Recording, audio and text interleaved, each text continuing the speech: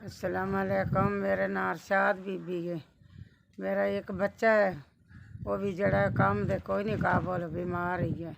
कोई थोड़ा बड़ा कोई सवाल सप्पा किसी का मनता तो कोई थोड़ा बड़ा ले आंदा। 8वां साल जी हो गया मेरे घरे वाले ने फौत होया जी। हाँ, तो बड़े ही माड़ा हालात जा रहा मेरा।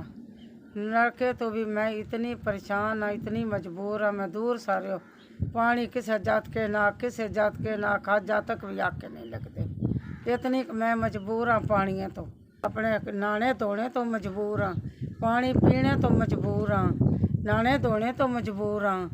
पानी तो बाले जलील हाँ, बाले तंग हाँ।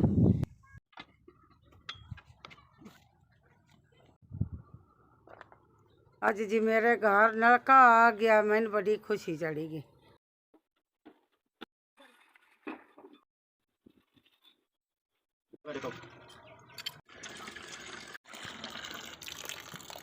अल्लाह पाक सुख देवे, अल्लाह की जात, अल्लाह सुख देने नलका लवा के दिता है। तुहाडा भला होवे, तुहाडे बच्चों की जिंदगी होवे इंशाअल्लाह।